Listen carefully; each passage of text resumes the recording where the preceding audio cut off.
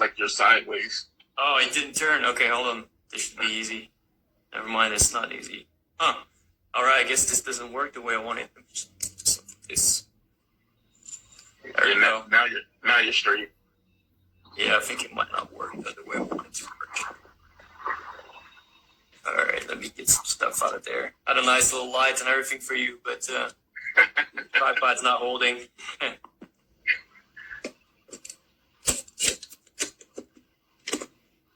Alright, let me get this out. Let's see if this holds. That should be nearly good. 1 sec. Mm-hmm.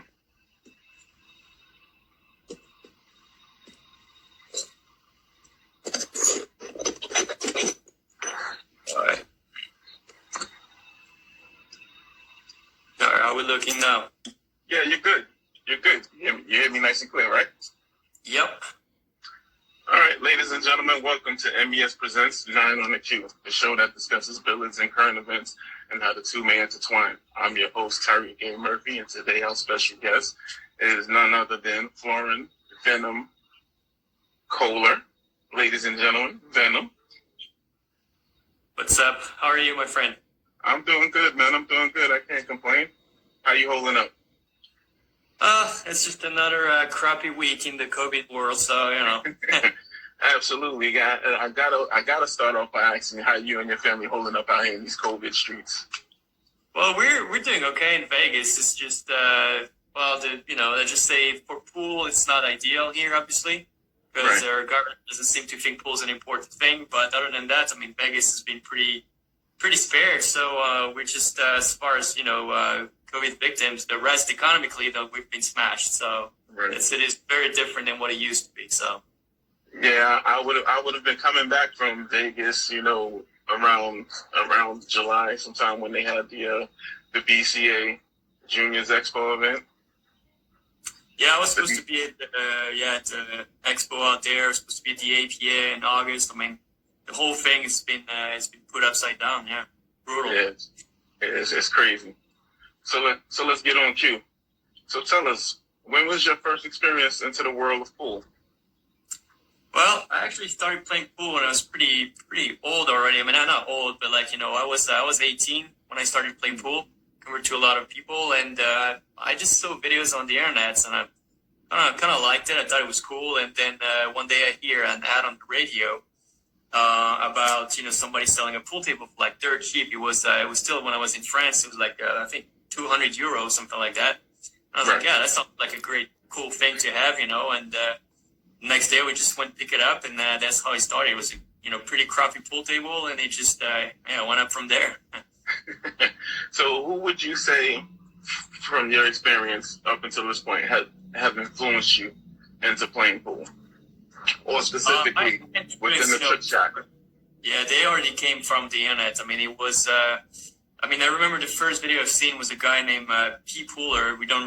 I think his first real name is Pavel. But that was the first video I've seen, and it was like the first kind of viral pool video trick shot, and I thought it was super cool. Then I saw, I don't know if you know Sammy Sagan on 3 cushion. Yeah, that was mind blowing for me. And it was just like one of the things that just really put me into it. And then of course after that, it was only that I discovered Mike Masse, Tom Rossman, and all those guys basically. But realistically, the first pool thing it was online. Nice. So would you say in today's spectrum, billiards could be utilized as an outlet for youth considered at risk? Well, billiards always been there, and it always will be there. A lot of people seem to say, it's a dying sport and this and that. It really isn't. Like, no matter what's going to happen, and I take this, COVID time right now, it's still going to find a way to exist. It might not be as big, it might not be as small, but it's always going to find a way to exist. And, the big thing with pool is it's available to everybody. And nobody cares in pool. They don't care what color you are, rich, poor. Like a pool hole is just a pool. You go, you play pool, and that's it. So I always thought it was, a great way to express myself. And, obviously the trick shot creativity comes from that. So. Okay. So with nationwide communities calling for systematic reform and budget reallocations, what do you think should be government essentials priority, or government's essential priority?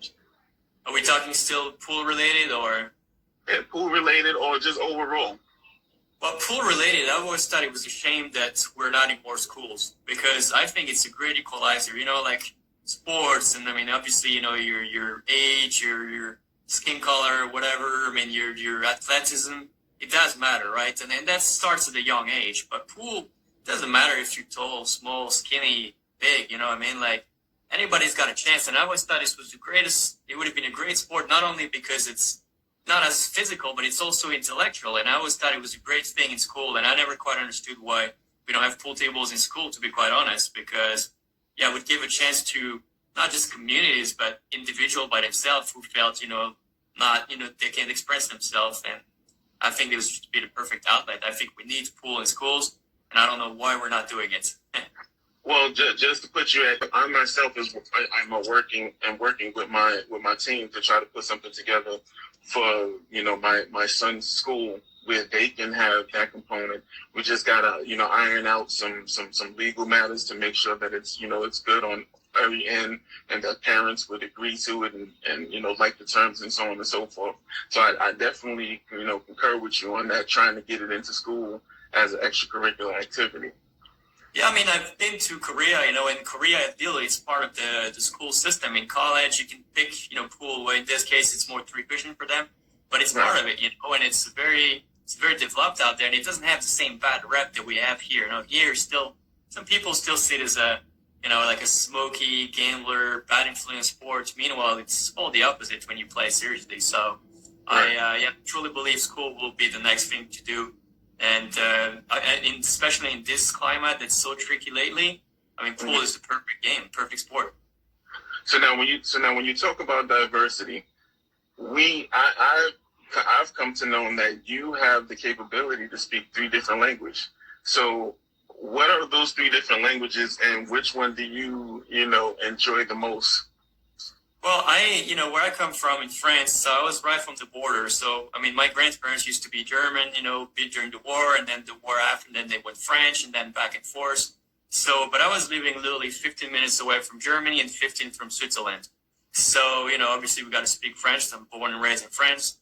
And because you're so close proximity to the other countries, you got to take German. And that's at a very young age because, it's not uncommon that you go get ice cream in Germany, you get your groceries in Germany, and then you go out in Switzerland. And then, of course, then you have to learn English a little later. So, it's kind of nice to be able to be and see this different culture, especially at a young age, because it's so accessible. And I always thought this was part of what's missing in the U.S. a little bit. We're missing that, close proximity and contact because that's how people understand each other. And, we never, all my friends, we never had issues. We just went there, went to play pool in Germany, get our ass kicked because the Germans were better pool player than the French one. But we went, sometimes in the Switzerland side, and we had the same thing. Those guys were coming in, and so it's always great. It was great exchange, and naturally, you have to speak even if you don't speak perfect. So, so you're a 7-time world champion. Tell us which one of those championships was the most exciting and most fulfilling for you to win. I think you meant 7 times Guinness World Record, right? Right. Yeah. Well, probably the very first one, because also the Guinness book is like a kid's dream come true. It's like you read the books, you've seen the TV show when you're a kid, so very first when you're in there, you're like, wow, this is amazing. This is like I made it, right? Then the other ones they're cool, but it's just not nearly the same. So the very first one, which on top of that for me was live during an Italian TV show, and it was just kind of like a dream achieved. That's just one of those. The others, they're just more me trying to push the envelopes on the sports or just trying to get myself a goal for the year. But they don't have the same, same thing. Like you can see I have 4 behind me, I have another 6 in front of me. Like they're everywhere now, so. Right. So I should say, what is your best trick shot that you love to perform when you're doing exhibitions or events? I have a few that I really like, but if I gotta be honest, probably that nut shot, what we call the nut shot. So I took the idea from Mike Masse, who had this call it a boot shot, and he did that shot on ESPN probably 20 years ago now, and he shot a cue ball into a cowboy boot, big boot, and that was like the shot of the year out there, and he made it on ESPN, the highlights and everything. And one day in the video, I decided to, raise the bar a little bit, and I put the shoe in between the guy's legs, and just shoot him, and just like, it's always hilarious, right? And I've done it to so many people, from like your neighbor to like major celebrities, and it's just always the same thing. It's always funny, and it works great. So I think it's got to be the shot, really. Other than that, otherwise, personally, it's the Masse shot by 100%. Okay, so tell us. I saw a video of you a while ago where you were training you were training a guy. I forget his name, but you were rehearsing or rather you were remaking the Ethan Reyes trick shots. Or is that something that you like? Is that something that you like to do with all of the famous trick shot athletes that we have in the sport, or was that just a one-time thing that just came about? That's more like a one-off. I mean, usually I do watch a lot of pool content, and I try to get inspiration from it, to be quite honest with you, but it doesn't just limit itself to pool. It goes to golfing trick shot. It goes to basketball trick shot. It goes to everything. I just try to get as much, information as possible and just absorb it to try to create new stuff. So I actually don't like to copy other people's stuff. I like to create my own. And if I have one thing that I love to do, is just that. Say, and once it's created, it's like, okay, that's it, I'm done, next. So I just like to see pool more of an art form than anything. But of course, in order to create more and more, you got, get better technically. So there's no shortcut there. Would you ever do any type of performance or any type of trick, exhibition with Okinawa Slim? I know Okinawa pretty well, actually. I don't think I've done a show with him, but he's been at one of mine, and I think we might have played a championship together in Atlanta back then, but unfortunately it was a little before my time. I came quite late on the scene, so right. But great guy, So when you talk about diversity, I mean not diversity, when you talk about 20 years ago with pool being on ESPN, with all of the major restrictions due to COVID, do you think Billiards, is this the time now because of COVID? Do you think it has the opportunity to return to sports broadcasting? It's hard to say. I think we're missing some key people and key players in the industry to get our sports back where it's supposed to be. Obviously, the last few broadcasts, I actually was part of one of the very last pool shows that ever aired on ESPN, and I produced it myself. But the cost to produce such a TV show is so high that you just can't get the money back. And until we have somebody that has a serious business plan that can figure out how to inject that much money, we don't really have much of a chance. I think, sadly, it costs too much money to produce. And rather than the TV asking you to get, to pay for it, they actually want you to provide them the content for free if you're just a small sport. Right. And it's going to take somebody, I think, special in order to make it. Okay. So tell us, what's one technique that you utilize in pool that you use in other facets of your life? Never give up. Because, let's face it, a lot of trick shots. Well, if I do shows, I have my 3 tries, stops, and, I got to make it, right? But when I create a new shot, it's not uncommon that it would take me an hour to get one down. And, I don't know how many takes you can do in an hour, but sometimes it can take hundreds of tries till the felt is burned, and if you just give up after 2 tries, you can never achieve anything. So you got to keep going, keep pushing, keep trying until you can't take no more. And if you can take no more, then try the next day. Absolutely. Any plans to visit the East Coast for anything, or is everything going to be located on the West Coast for you right now? Usually on a standard year, I'm taking a flight every 3 days, something like that. I think last year I took 120 flights. So I've been everywhere. I've been nearly in all the 50 states. I know I have some shows in standby for Dallas. I think I have a thing potentially in New York at the YouTube studio whenever it just reopens. So we've got stuff scheduled. It's just a matter of, whenever the restrictions are going to be lifted. And it's just hard to know right now. I think it's going to be next year probably. Okay. So tell us, what is the one celebrity or iconic figure that you would love to play a game of pool against? That I've never met, you mean, or? Right. Any like I said, any celebrity or any iconic figure that you hold dear. That's a tough question because, like I say, my biggest influence, which is Sammy Saginair, I had a chance to play with him and even like kind of have like some sort of lesson with him, and that was like, mind blowing. Then I got a chance to meet Mike Masse, who's my next idol.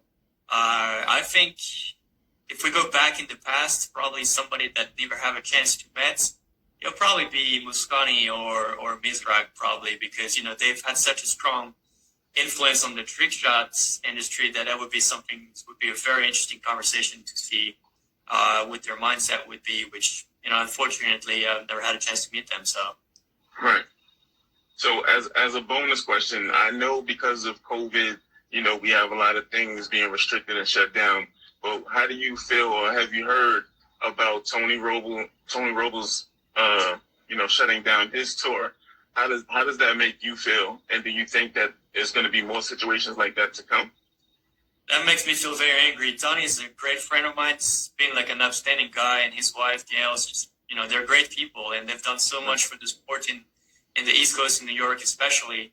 And quite frankly, this is making no sense anymore. Like, I do own a league in Vegas, an APA league, and we do have about 700 people. And every day is a different fight to see our venues, if they can open the pool tables or not.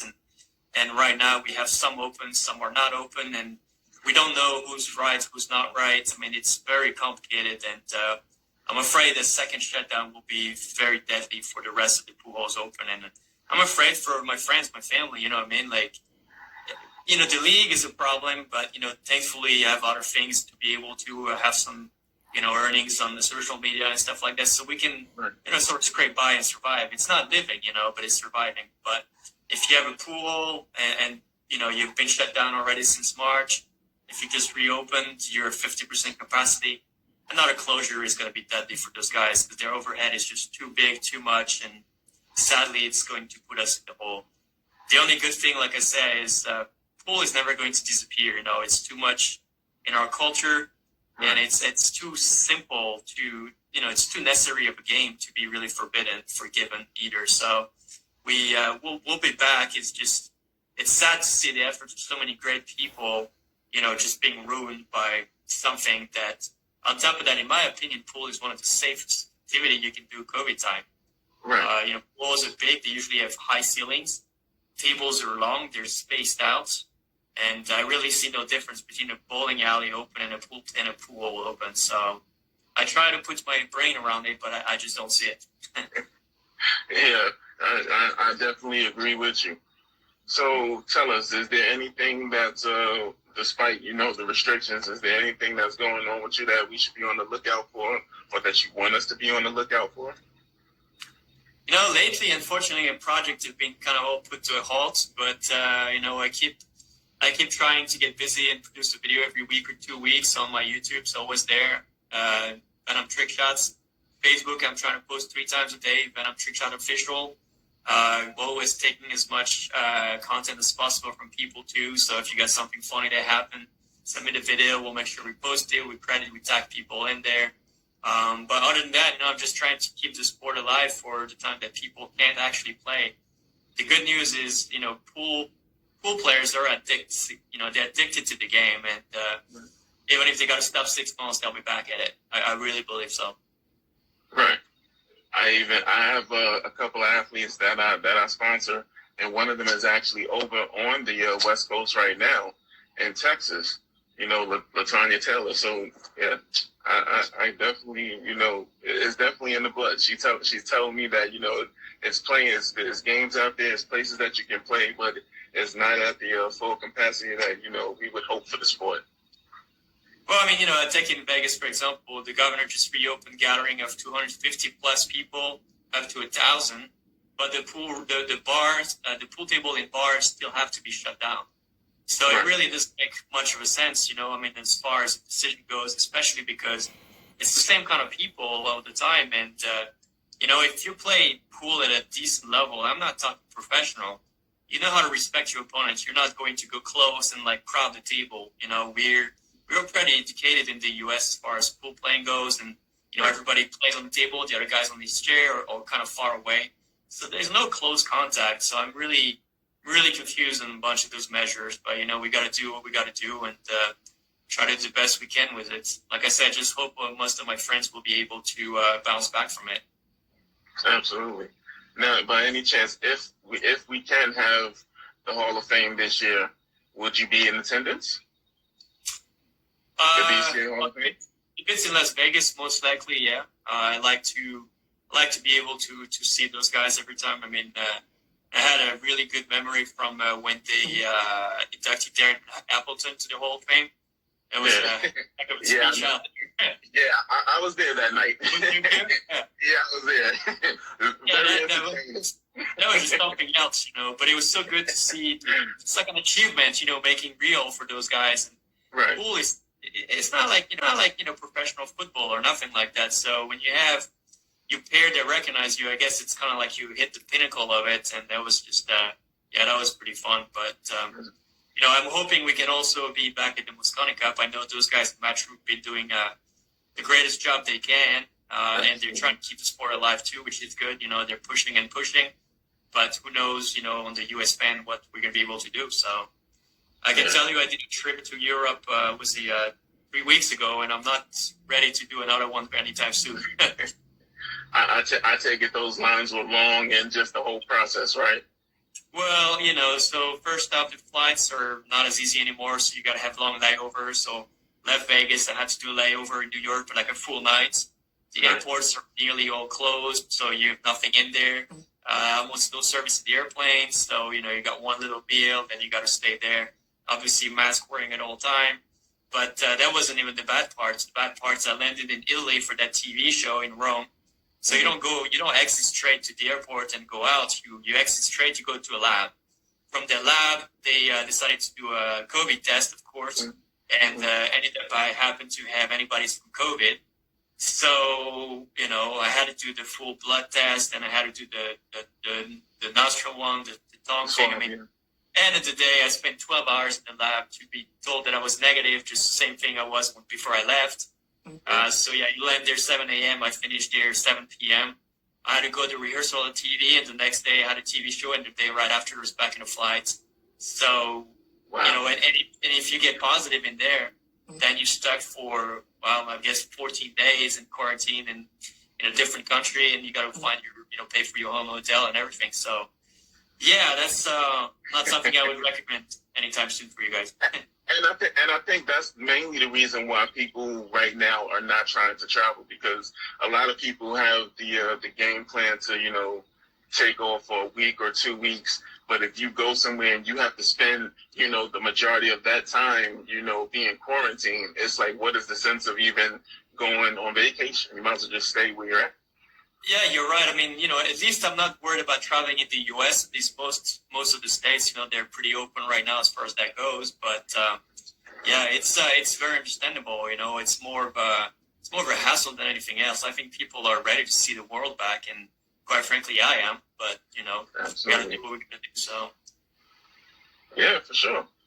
Well, Venom, I want to thank you for stopping by with us today, brother. Appreciate you. Please let me know if you do anything at the school, like what you're mentioning, because I think this is one of the coolest thing I've heard.